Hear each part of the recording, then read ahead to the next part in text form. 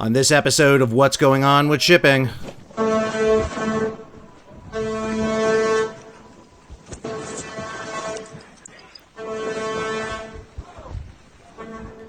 destroyer USS Truxtun collides with the supply ship USNS Supply out in the Caribbean.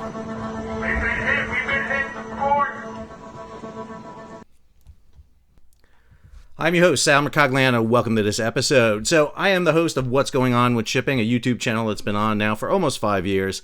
I am a former merchant mariner turned maritime historian, and we cover all things shipping. My first job as a merchant mariner was working on these ships, underway replenishment vessels, as a civilian merchant mariner for the U.S. Navy's Military Sealift Command. We're going to break down that video for you and another one just released that we've seen and let you know what exactly happened and transpired in those videos. If you're new to the channel, hey, take a moment, subscribe to the channel and hit the bell so be alerted about new videos as they come out. So this is USNS Supply. Now, this is the exact side the ship has gotten hit on. Now, the ships were involved in an underway replenishment operation. I'll explain what that is in a second. The video that we just saw was filmed right here, where you see these white life rafts here. The second video was filmed up here on the signal bridge, up here by the forward mast, where they fly the international signal flags on it. We believe USS Truxtun, the destroyer, hit just after this forward fueling rig. This is USS Truxtun DDG-103. She's an Arleigh Burke class destroyer. Both of these ships were down in the Caribbean Sea as part of operations against Venezuela. So I'm going to show you the first of two videos. This is the one you just saw a minute ago. I'm going to walk you through this video. I want to note again, these videos were posted to social media. They were not sent to me. I did not obtain these by any nefarious method. They're already out there. So when we talk about operational security, which we're going to talk about at the very end of the video here, that is an issue that is separate from here. Okay, I'm going to walk you through this video. Now, a couple of things about this video. Number one, the quality of the video is poor. It's grainy. I don't think it has anything to do with the camera that filmed it. I think it had to do with the upload, probably going through a Starlink. They didn't get the bandwidth that they needed.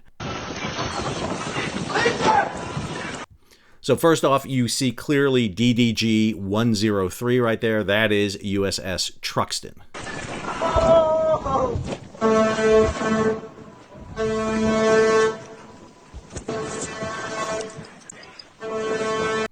So as I noted before, up here, this is the rack for the lifeboats. You can see the white lifeboats there. The horn being sounded, I believe, is from USS Truxtun. And the reason I believe it's Truxtun sounding the horn, number one, is you get that loud audible in front of it, so that horn is right, you're right in front of the horn. The other reason is Truxtun seems to be having a maneuvering issue. The Truxtun was coming alongside USNS Supply to conduct what's called a underway replenishment.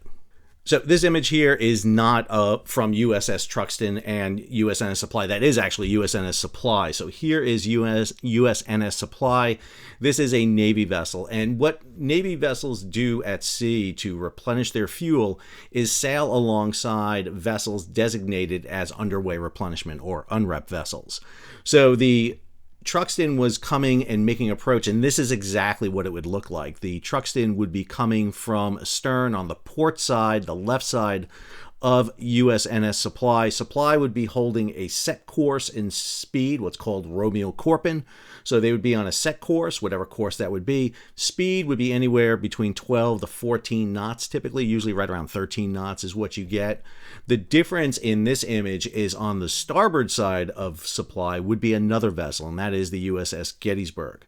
Now, this is a method of refueling vessels that's been around for a really long time. This is USS Maumee and a Navy destroyer during World War I. This is literally how you do underway replenishment. So the U.S. Navy has been doing underway replenishments for 100 years. And collisions between vessels doing underway replenishment is not new. This happens quite frequently, unfortunately. But I shouldn't say frequently. It does happen. It's not a common occurrence, but when it does happen, there can be quite dramatic. Now, this early resupply here, underway replenishment, is done at a much slower speed, probably about 5 to 8 knots, and much closer together. These ships are sailing maybe 40 to 60 feet apart.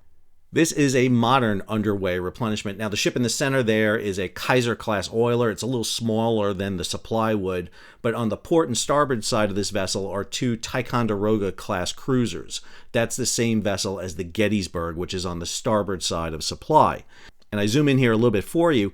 What the underway replenishment vessel does is shoot over lines with a rifle. They shoot over light lines with a weight on the end of it, and then crews on board the receiving ship, which is this cruiser here, would pull across thicker lines until they're at the point they carry a wire across. And it's kind of hard to see here, but suspended between the underway replenishment ship and the receiving ship is a wire. That wire is hooked onto a pad eye on the receiving ship, locked in. It's a big pelican hook so that if you need to, you can pop it and release it. You really don't want to do that under tension. But what you'll do is tension that wire, and then down the wire will slide these hoses. These hoses carry the fuel in which to do the underway replenishment. Since you can do this under tension and you can keep the hoses out of the water, you can be further away than that earlier image with the USS Maumee. So instead of being 40 to 60 feet apart, you can be 140 to 160 feet apart. All right, here, back to the video.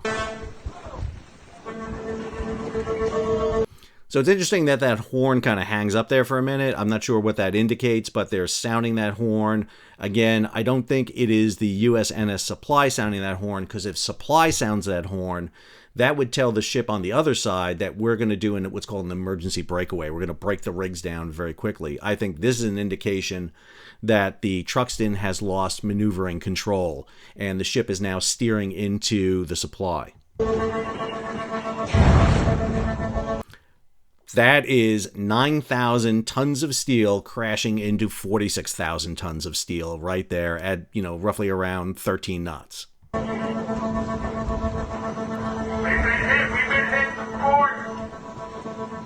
That is probably the ship's master getting on the 1MC, the general announcement alarm, saying that the ship has been hit to port.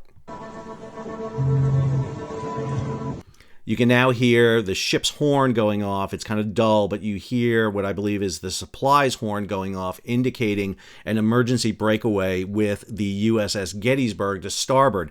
You don't want to stay hooked up to Gettysburg. What you want to do in the emergency breakaway now is stop pumping. Make sure you're not pumping, highly volatile and flammable diesel fuel and jet fuel under massive pressure through hoses that may separate and spray fuel and vapor everywhere, and you're sailing through a cloud waiting for a spark to ignite.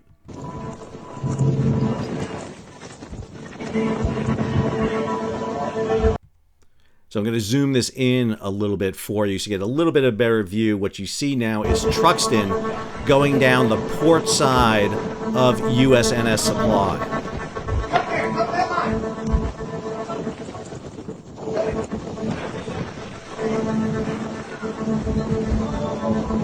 So one of the interesting things I noted here is if you look at the bow of Truxtun, she's not cutting through the water anymore. She's not making a bow wave. The ship has stopped.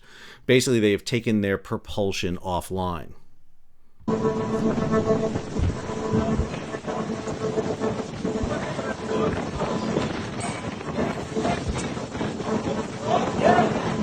I also noticed that you don't see fuel oil in the water at this time, but again, it's hard to see in this image. It's not very clear, but there's no indication of a rupture.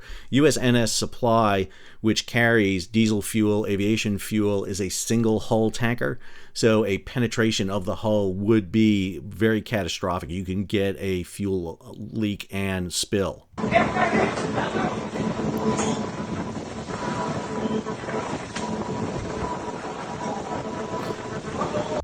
So this video comes off Instagram, much higher quality, but there is no audio. There is audio with it, but it's come sail away from sticks. I don't think they were playing that during this incident. And even though you do play breakaway songs at the end of an underway replenishment, this is not, they put a soundtrack on it. So I removed that from here. But again, let's take a look at this. Again, you can clearly see 103 on the bow there. So the ship runs on gas turbine engines with controllable pitch props, meaning that the gas turbines spin the props don't reverse, but the pitch of the propellers reverse. And the ship is making its approach alongside USNS Supply. What it should be doing is moving up from the stern along the side of the vessel and coming in closer. So an important thing to note here is the USS Truxtun is coming up alongside the port side of the Supply. Now, she is not as close as she needs to be. She's going to make her approach come up alongside of Supply and then inch in closer and closer very gradually. You do that for two reasons. Number one, two ships sailing 140 feet apart from each other at 13 knots, the bows of the vessel are pushing water off. What you're seeing here is water being pushed off the bow of Truxtun, and at the same time, water is being pushed off the bow of Supply. That effect on the two bows want to push them apart. So you're basically making this kind of effect where the bows want to push away from each other. At the same time, at the stern, because the bow water is being pushed away, you're getting suction that wants to pull the stern in. So as you're sailing, you're not sailing actually straight line with each other. It looks like a straight line, but actually the ship's rudders are turned into each other, because what you want to do is push the bows in and keep the sterns out. And this takes really tough maneuvering. Understand, the way they do this maneuvering is a individual on the wheel. There's a helmsman steering that ship. Now, that helmsman is not steering it just by themselves. They are being told to steer either specific rudder orders or steer on a certain course. That is the job on board USNS Supply of the mate who has the watch at that time. Now, typically the ship's master is going to be up on the bridge, so the master would have the con giving orders through the mate to the helmsman. Up on the Truxtun, it would be the CO, the commanding officer, through the officer of the deck giving commands to the helmsman. What we're going to see here is that the Truxtun is going to veer, and I mean veer, into the side of Supply. So right here, you're seeing two things that are really important to note. Number one, Truxtun is turning into Supply at this time. It's not gradual. She is turning into Supply. Second thing, we know that this underway replenishment is just starting because up here, you're seeing a flag flying. This is the international code signal for the letter R, known as Romeo. Romeo is the flag you fly as you prepare to do an UNREP.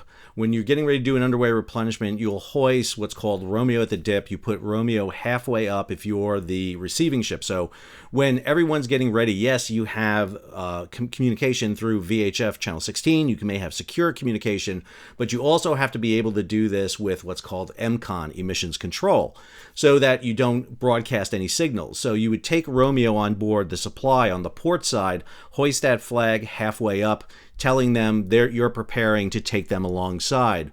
When Truxtun is ready, they'll hoist their Romeo halfway up. When Supply is ready to take Truxtun alongside, they hoist Romeo all the way up. When Truxtun begins its approach, they hoist Romeo all the way up. And what you see here is Romeo is hoisted all the way to the top. I hope you enjoyed this portion of Fun with Flags, brought to you by Dr. Sal Mercogliano. So you get a very quick glimpse at the starboard side here of Supply, and I know I'm not showing you anything, but take my word for it. That is a Ticonderoga class cruiser. You can tell by the stack. You can tell by even though it's not a lot that you see right here, it's very distinctive. There's no other vessel other than that. I talked about Gettysburg, CG-64, that is there. Gettysburg has had a very kind of troubled life recently. The ship was involved in a very long service life extension program. I mean, years the ship was laid up. And then the ship deployed with the USS Harry Truman over to the Red Sea, and it was the Gettysburg that actually was involved in the shoot down of an FA-18 while on station in the Red Sea, a friendly fire incident. All right, back to our collision here. So Truxtun is now coming in very hard here, and what you see here, I'm going to stop it just a little bit more right there. You can see Truxtun is now heeling to port. This is as the ship bow hits the port side of Supply. Literally, the flare of the bow is riding up, and Truxtun is hauling over to its port side. This massive amount of water is going to come across its deck. It is absolutely phenomenal what you see here.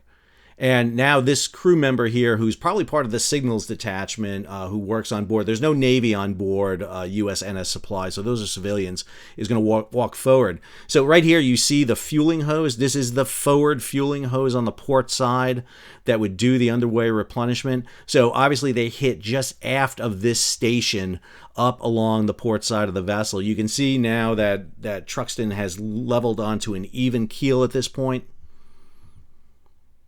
And now the vessel is moving back. And again, when you look back at Truxtun, you'll get a view here in a second. They're now walking forward to the bridge. You'll notice that Truxtun does not have a bow wave at this time as the vessel is moving further back aft. And so here's Truxtun moving off back aft. And for a very brief moment here, this, I believe, is the ship's master coming out here. They're on the flag bridge above the navigation bridge.